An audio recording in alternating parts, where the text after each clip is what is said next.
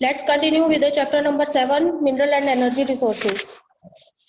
कल हमने डिस्कस किया था some metallic and non-metallic minerals and their distribution. Today we will concentrate on the energy resources. Energy resources. Some mineral fuels are essential for the generation of power. Means जो हमारे industries है या फिर agriculture sector है या हमारा domestic sector है, इन तीनों ही सेक्टर्स में कुछ हम फ्यूल्स का as a energy resource use करते हैं, like coal, petroleum and natural gas. Coal and petroleum is used in industrial works as well as in agriculture, and natural gas is also used in these two sectors as well as in the domestic sector. So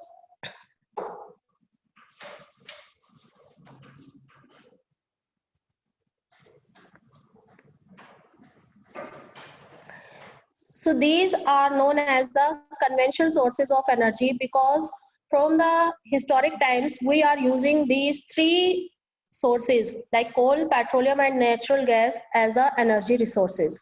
Moreover, these conventional sources are exhaustible because they take to form a million of years, but they exhaust easily.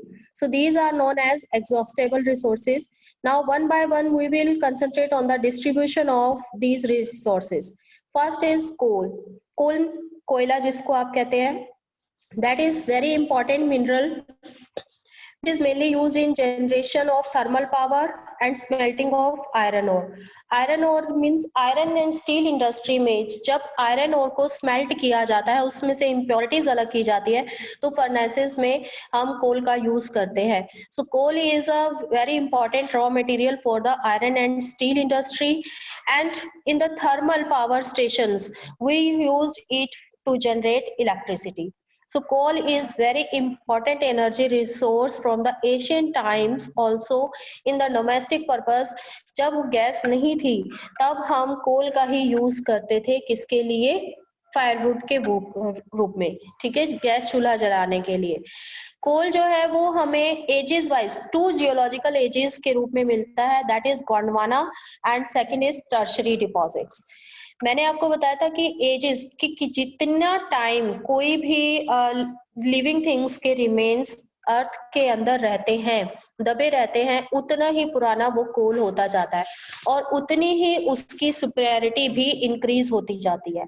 तो इसको हम 2 edges में divide करते हैं, गोंडवाना और tertiary edges.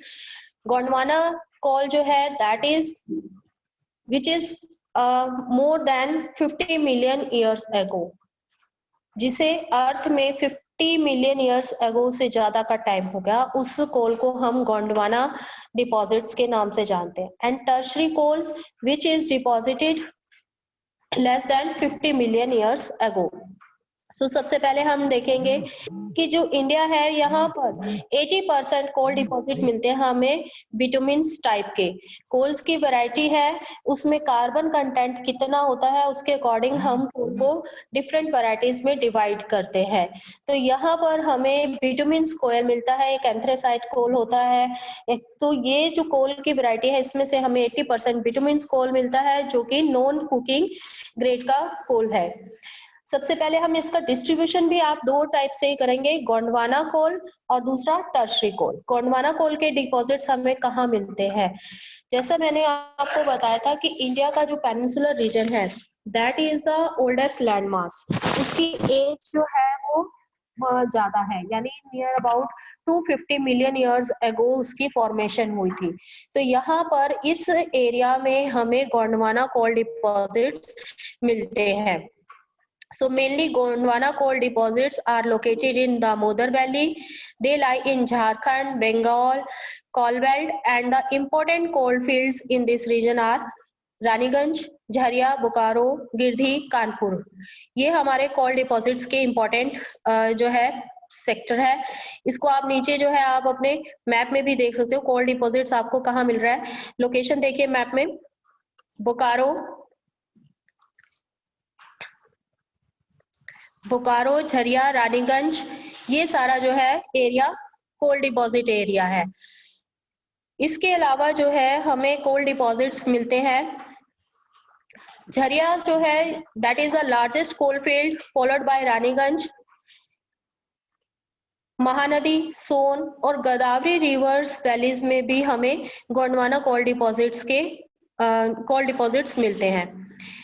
इसके अलावा जो है इम्पोर्टेंट कोल माइनिंग सेंटर्स हैं Singrauli in Madhya Pradesh, Korba in Chhattisgarh, Talcher and Rampur in Odisha, Chandwardha, Kamptee and Bander in Maharashtra and Singareni in Telangana, Pandur in Andhra Pradesh. अब मैप्स में इनको आप देख सकते हो, सिंगरौली, कोरबा, तालचर उड़ीसा में और ये सिंगरेनी छत्तीसगढ़, ये सारे जो है हमारे क्या है कोल डिपॉजिट एरिया है।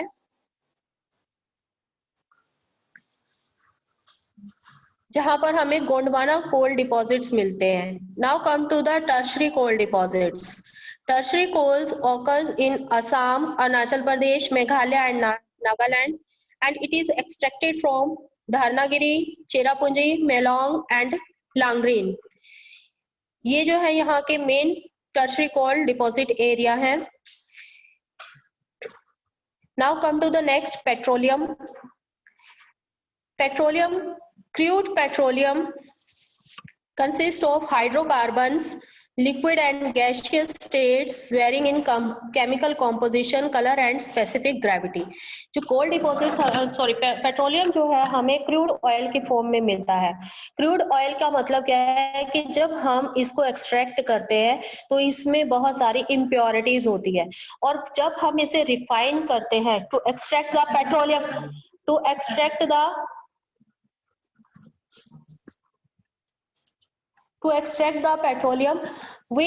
when we refine the crude oil, we get different type of products like diesel, charcoal.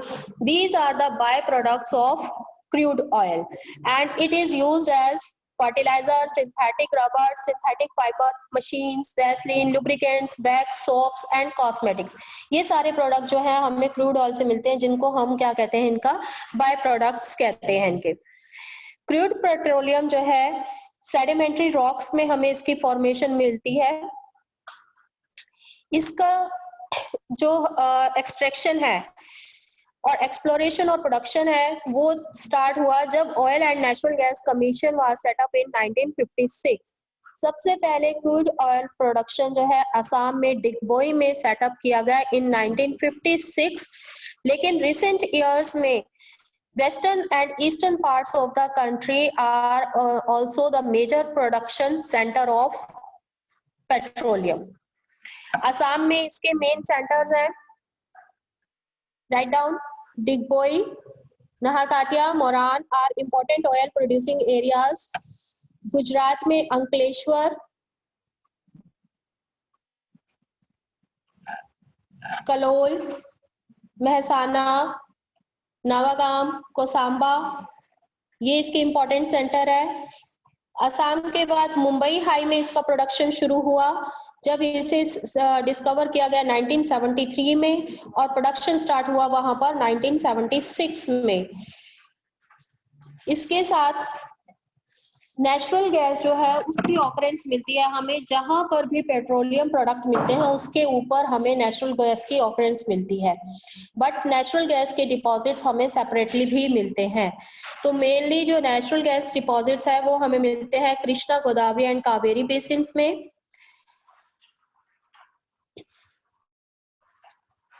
जब इस ऑयल को वेल से निकाला जाता है, यानी जब हम ऑयल को एक्सट्रैक्ट करते हैं क्रूड ऑयल को, that contain some impurities and it needs to be refined. तो इसे रिफाइनरीज में जो है इम्प्योरिटीज को अलग किया जाता है। अब ये इम्प्योरिटीज या ये रिफाइनरीज जो है वो टू टाइप्स की है। First is a field based and the second is market based. Field based means कि जहां पर ये ऑयल प्रोडक्शन सेंटर लगाए गए हैं वहीं पर रिफाइनरीज भी सेटअप की गई है, वहीं पर इन क्रूड ऑयल को रिफाइंड करके और वहां से इसको यूज किया जाता है।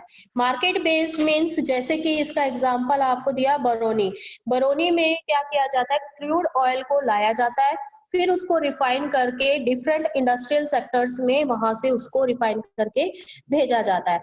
So it is called market based refineries. Now come to the natural gas. The Gas Authority of India Limited was set up in 1984. It is a public sector authority, transport and market natural gas.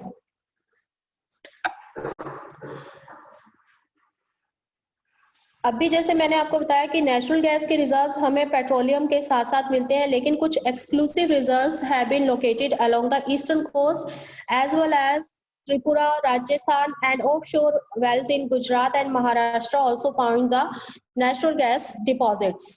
Now come to the non-conventional energy resources.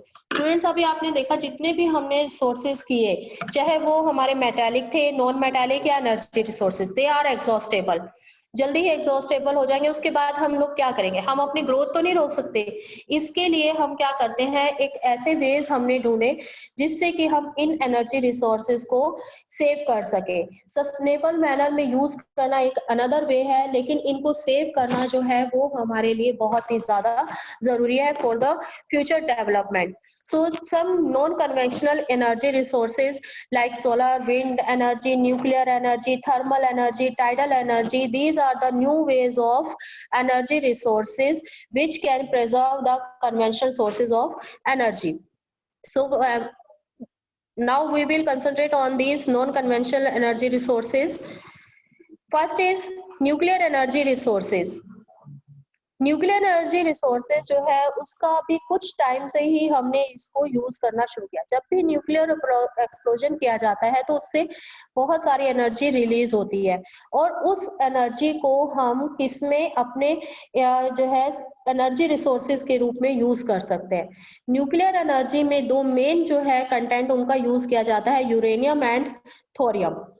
Uranium के deposits जो है हमें Dharwad rocks में मिलते हैं और इसके जो लोकेशन है वो हमें सिंघभूम कॉपर बेल्ट के रूप में मिलती है। इसके साथ साथ ये जो एनर्जी रिसोर्सेज हैं हमें Udaipur, Alwar, Jhunjhunu district of Rajasthan, Durg district of Chhattisgarh, Bhandara district of Maharashtra, Kullu district of Himachal, इन सब में हमें यूरेनियम के डिपॉजिट्स मिलते हैं। While thorium is mainly obtained from monazite and ilmenite and found in Kerala and Tamil Nadu. World के सबसे ज्यादा जो मोनाजाइट डिपॉजिट है वो हमें पालाकांड और कोलाम डिस्ट्रिक्ट ऑफ केरला में मिलते हैं। इसके साथ साथ Visakhapatnam in Andhra Pradesh and Mahanadi river delta in Orissa also contain the thorium deposits. Now Atomic Energy Commission was set up in 1948 to check out the nuclear energy, but जो मेन इसमें प्रोग्रेस हुई that is after the establishment of the Atomic Energy Institute of Toronto in 1954. इसके बाद जो है हमारे इसमें बहुत ज्यादा एक्सप्लोजन हुआ। बाद में इसको रीनेम करके भाभा एटॉमिक रिसर्च सेंटर कर दिया गया 1967 में। कुछ न्यूक्लियर पावर प्रोजेक्ट्स इंडिया में एस्टैब्लिश किए गए हैं।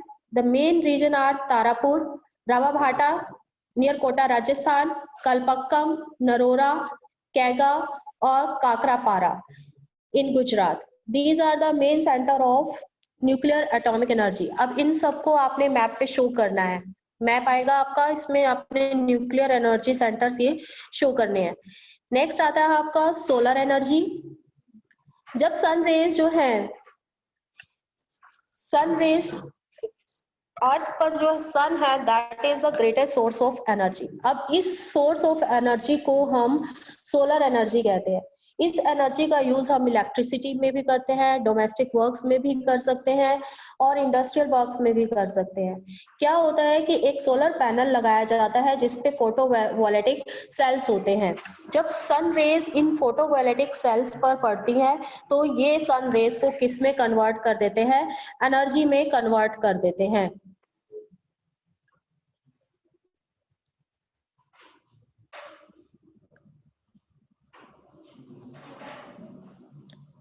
एनर्जी का हम यूज फर्दर अपने एनर्जी रिक्वायरमेंट्स को पूरा करने के लिए किया जा सकता है।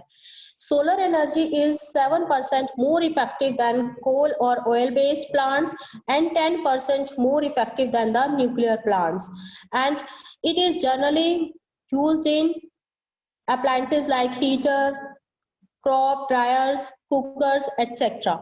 अब सोलर एनर्जी आप देख सकते हो कि जहां पर सन रेज डायरेक्टली आती हैं और काफी टाइम तक रहती हैं, ऐसे रीजन हमारे यहाँ पर कौन से है, deserted region, Rajasthan and Gujarat. तो western part of India have the great potential of solar energy.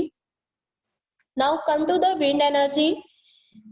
Wind energy is absolutely pollution free and inexhaustible source of energy. जिन एरियाज में विंड फ्रीक्वेंटली ब्लो करती है, विंड एनर्जी को derive करने के लिए चाहिए कि एक ओपन एरिया होना चाहिए जहां पर विंड फ्रीक्वेंटली और स्पीडली ब्लो करे। अब इस विंड की स्पीड के अकॉर्डिंग क्या लगाए जाते हैं, वहां पर टरबाइन लगा दिए जाते हैं और वो जो है विंड जब चलती है फुल स्पीड से तो उसको रिवॉल्व करती है, जिससे एनर्जी प्रोड्यूस होती है और उस एनर्जी को भी हम सेम ऐसे ही यूज कर सकते हैं जैसे कि हम कोल और पेट्रोलियम से एनर्जी प्रोड्यूस करते हैं। लेकिन इसका हमारे लिए बेनिफिट क्या है, फर्स्ट तो ये कि ये एक पॉल्यूशन फ्री है, दूसरा इनएग्जॉस्टेबल है, थर्ड कि हमारे जो एनवायरमेंटल पॉल्यूशन है, ये environmental pollution free energy resource है। तो जहां पर परमानेंट विंड सिस्टम है जैसे कि ट्रेड विंड्स, वेस्टर्लीज और सीजनल विंड्स लाइक मॉनसून जहां पर कंटिन्यूअसली फ्लो करती है, वहां पर that area is rich source of wind energy. इसके साथ साथ कुछ एरियाज जहां पर local winds, land and sea breezes चलती है, उनमें भी हम विंड एनर्जी को इलेक्ट्रिसिटी प्रोड्यूस करने के लिए यूज कर सकते हैं। तो मेजरली ऐसे एरियाज कौन से हैं, जैसे कि राजस्थान और गुजरात का जो एरिया है वो बिल्कुल ओपन एरियाज है, लैक ऑफ वेजिटेशन है वहां पर, तो कोई ऑब्स्टेकल नहीं है विंड के फ्लो में, तो वहां पर भी विंड एनर्जी को बहुत अच्छा यूज किया जा सकता है। दूसरे एरियाज आ जाते हैं जैसे कि कोस्टल एरियाज। कोस्टल एरियाज में भी लैंड एंड सी ब्रीजेस चलती है और जो विंड्स हैं वो फ्रीली मूव करती है। सो these areas also have the great potential of wind energy. So such region in India are Rajasthan, Gujarat, Maharashtra, Karnataka. These have favorable conditions for wind energy in India. Now come to the tidal and wave energy. Tidal and wave energy. अब आपने देखा होगा कि जो waves है, हमने last year पढ़ा था कि टाइड्स क्या होते हैं। सबसे पहले जब पानी दिन में 2 बार ऊपर उठता है और 2 बार नीचे आता है due to the gravitational force of moon and sun. जब ऐसा होता है तो उस पानी में बहुत ज्यादा एनर्जी होती है, कुछ मीटर तक पानी ऊपर उठता है और उसके बाद नीचे आता है, जिससे बहुत सारी हाई स्पीड की वेव्स और करंट प्रोड्यूस होती है। उन वेव्स और करंट्स को हम एनर्जी प्रोड्यूस करने में यूज कर सकते हैं। तो क्या किया जाता है, एक ओपन सी में एक गेट लगा दिया जाता है, उस गेट के अंदर जो है वो क्या किए जाते हैं, टरबाइन सेटअप किए जाते हैं। अब जैसे ही टाइड्स आते हैं तो टाइड्स आने के बाद क्या किया जाता है, उसका गेट ओपन कर दिया जाता है, तो पानी उसके उस एरिया के अंदर एंटर कर जाता है और उस पानी का उस टाइम क्या होगा, फ्लो बहुत ज्यादा होगा। तो वहां पर जो टरबाइन है वो उस स्पीडेड पानी से क्या होंगे, रिवॉल्व होंगे और जिससे क्या होगी, एनर्जी प्रोड्यूस होगी। इलेक्ट्रिसिटी प्रोड्यूस करने का भी यही होता है कि पानी को हम बहुत ऊंचाई से गिराते हैं और पानी के वेव से क्या होती है, वो टरबाइन रन करते हैं। तो सिमिलरली हम यहाँ पर टाइड से जो वेव्स प्रोड्यूस हो रही है उससे हम सिमिलर वे में इसको यूज करते हैं। जैसे ही टाइड जो है वो लो टाइड में की फॉर्मेशन होती है, यानी पानी वापस जाने लगता है, तो उनका गेट बंद कर दिया जाता है और उस पानी से वो टरबाइन रन करके टाइडल एनर्जी प्रोड्यूस की जाती है। तो ये चीज जो है वो भी हमारी क्या है, इनएग्जॉस्टेबल है, कभी ना खत्म होने वाला है, एनवायरमेंट फ्रेंडली है। So oceans have the storehouse of infinite energy and large tidal waves are known to across the long coast of India. तो यहाँ पर क्योंकि India have the great or huge long coastline, so it has also a great potential of tidal energy also. Some plants have been set up to produce the tidal energy in India also. Now come to the geothermal energy. अब geothermal energy क्या होती है? As you know, the interior of the earth have a great energy. अब ये energy जो है वो कैसे प्रोड्यूस होती है कि जब अर्थ का टेम्परेचर जो है वो बहुत ज्यादा होने के कारण क्या होते हैं, यहाँ पर वोल्केनिक इरप्शंस होते हैं। वोल्केनिक इरप्शंस जब होते हैं तो उससे मैग्मा तो बाहर आता ही है, उसके साथ साथ बहुत ज्यादा एनर्जी भी रिलीज होती है और उस एनर्जी को जो है हम किसके लिए यूज करते हैं, as a energy resource use करते हैं। एक तो ये फॉर्म हो गया जियोथर्मल का कि जो हमें अर्थ से उसकी हीट से हमें एनर्जी मिली। दूसरा कि आपने हॉट वाटर स्प्रिंग्स के बारे में सुना होगा, है ना, मणिकरण में है, सोना में है। ये हॉट वाटर स्प्रिंग क्या है कि अर्थ के अंदर की जो एनर्जी है, जो टेम्परेचर हाई होने के कारण जब पानी वहां से आता है तो वो कैसा आता है, बिल्कुल गर्म आता है। अब इस पानी का तो यूज हम स्टार्टिंग से करते आ रहे, पहले इसको एक चमत्कार के रूप में देखा जाता था कि लोग कहते थे यहाँ पर गर्म पानी आता है तो वो एक पोटली में चावल या कुछ भी बांध के उसमें डाल देते थे और वो बॉइल्ड हो जाते थे।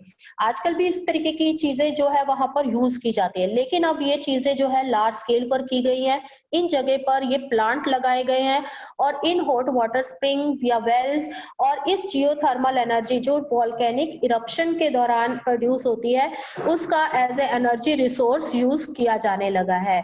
तो ये हॉट वाटर स्प्रिंग्स या गीजर्स जो है ये हम स्टार्टिंग से यूज करते आ रहे हैं, लेकिन जो हमारा वोल्केनिक इरप्शन से एनर्जी प्रोड्यूस होती है उसको भी हमने रिसेंट टाइम में यूज करना शुरू कर दिया है। इंडिया में ऐसा एक जियोथर्मल एनर्जी प्लांट जो है वो मणिकरण हिमाचल प्रदेश में अभी एज ए एक्सपेरिमेंट स्टार्ट किया गया है। Now come to the last non-conventional energy resource, bioenergy. Bioenergy refers to the energy derived from biological products which includes agricultural residues, municipal, industrial and other waste. जितना भी waste होता है, चाहे वो domestic waste है, इंडस्ट्रियल वेस्ट है, agriculture waste है, उसको एक पिट में दबा दिया जाता है और उससे जो है, जैसे आप घर में देखते हो कि कई बार डस्टबिन में अगर आपका कूड़ा करकट काफी दिन तक पड़ा रहे तो उसमें से स्मेल और कुछ एनर्जी, कुछ गैसेस निकलना शुरू हो जाती है। तो सेम जो है वो लार्ज स्केल पर किया जाता है। सारा जितना भी गार्बेज होता है, इंडस्ट्रियल वेस्ट होता है, उसको एक पिट में दबा दिया जाता है और कुछ टाइम के बाद वो गल सड़कर किस में कन्वर्ट हो जाता है, गैसेस में कन्वर्ट हो जाती है, जिसको हम बायोगैस कहते हैं। और इस बायोगैस को भी हम एज इट इज यूज कर सकते हैं, जैसे कि हम अपनी इलेक्ट्रिसिटी को यूज करते हैं। सो दिस एनर्जी और gas is use for cooking, electrical energy और हीट एनर्जी ऑल्सो। अब इसका क्या बेनिफिट होता है, एक तो आपका जितना भी वेस्ट है, चाहे वो इंडस्ट्रियल वेस्ट है या फिर डोमेस्टिक वेस्ट है, इन सबको रिसाइकिल किया जा सकता है। यानी उसको हम बाहर खुला छोड़ दें तो वो काफी सारी बीमारियां फैलाएगा, लेकिन इसको हम क्या करते हैं, बायोगैस प्रोड्यूस करके उसका हम मैनेजमेंट कर सकते हैं। Specially in the rural areas में हम यहाँ पर लोगों की इकोनॉमिक लाइफ को सही कर सकते हैं। एनवायरमेंटल पोल्यूशन जो है वो बायोगैस से रिड्यूस होता है। It also reduce the pressure on fuel rule. ऐसा ही एक प्रोजेक्ट इंडिया में लगाया गया, ओखला इन दिल्ली। वहां पर हमने बायोगैस प्लांट लगाया है जहां पर बायोगैस एनर्जी प्रोड्यूस की जाती है। Now the last is conservation of mineral resources. अभी आपने देखा मेटालिक नॉन मेटालिक इन मिनरल्स देखे, और उसके साथ साथ आपने कन्वेंशनल और नॉन कन्वेंशनल एनर्जी रिसोर्सेज देखे। Except non-conventional energy resources, all those minerals are exhaustible and these create pollution also। जितने भी मिनरल हैं उनको जब हम बर्न करते हैं तो उनसे कुछ एशेस, कुछ स्मोक्स निकलते हैं, कुछ गैसेस निकलती है जो हमारे एनवायरनमेंट को पॉल्यूट करती हैं।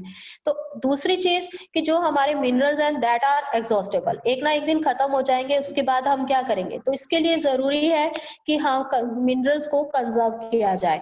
सबसे पहला हमारे सामने चैलेंज आता है सस्टेनेबल डेवलपमेंट का, कि हम इन मिनरल्स को किस तरीके से यूज करें कि ये हमारी फ्यूचर जनरेशन के लिए भी सेफ रह सके। इसके लिए कुछ मेथड्स यूज किए जा सकते हैं, जैसे कि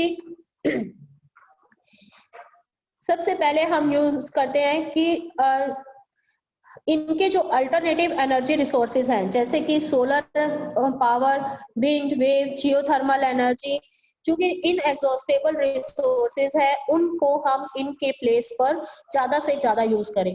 अब आपने देखा होगा कि आपके गांव, शहर या स्ट्रीट लाइट्स में भी सोलर पैनल लगने शुरू हो गए।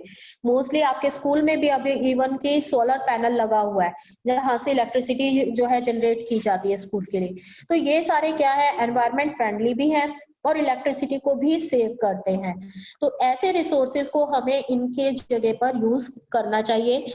सेकेंडली कि जो हमारे मेटालिक मिनरल्स हैं उनसे कुछ स्क्रैप निकलता है, कुछ सॉलिड वेस्ट निकलता है, उस सॉलिड वेस्ट को हम क्या कर सकते हैं? रिसाइकलिंग करते हैं। अब आपने देखा होगा कि जैसे प्लास्टिक है या आयरन है, आपके घर में जो है लेने आते हैं ना, कबाड़ी आते हैं और आपके यहाँ से ये सब लेकर जाते हैं पुराना। अब वो क्या करते हैं? इसको दोबारा से रिसाइकिल करते हैं, दोबारा से इसको मेल्ट करते हैं और फिर से इसको किसी और शेप में कन्वर्ट करते हैं। तो ये सारे रिसाइकलिंग जो है मेटल्स का, वो क्या करेगा? इस एग्जॉस्टेबल रिसोर्सेज को खत्म होने से बचाएगा।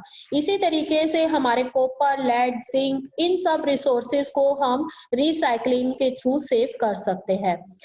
थर्ड इसका पॉइंट है कि जो स्कार्स मेटल्स है इनका कंजम्पशन हमें कम कर देना चाहिए, कि जहां तक हो सके हम इनके अल्टरनेटिव को यूज करें। पहले आप देखते थे कि जो है सिल्वर के बर्तन यूज किए जाते थे, गोल्ड के यूज किए जाते थे, फिर आयरन का आया कि आयरन के बर्तन यूज किए जाने लगे, फिर अब स्टील का आने लगा, स्टील में भी हम मेटल्स का यूज करते हैं।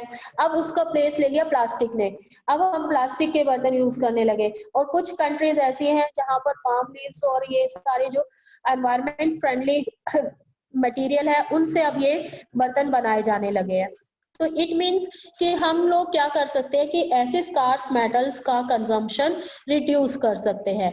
एंड लास्टली कि जो हमारे मिनरल स्कार्स है और जो स्ट्रेटेजिक वैल्यू रखते हैं उनका एक्सपोर्ट जो है उसे हमें रिड्यूस करना चाहिए, ताकि हमारी कंट्री के लिए ऐसी मेटल्स एक लॉन्ग टाइम तक सेव रह सके। So the conservation of mineral resources is very important because these minerals are exhaustible, and for the future generation and for the development of the country we need to conserve the mineral resources. Now the chapter is over.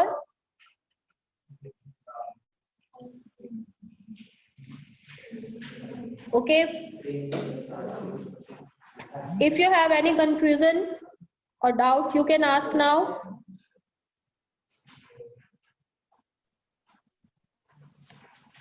Students, if you have any confusion or doubt you can ask now. You have to prepare the maps related to the minerals, coal, petroleum, nuclear energy, thermal power station, इनसे related आपको maps जो है वो prepare करने हैं। And the most important iron ore, mica, bauxite,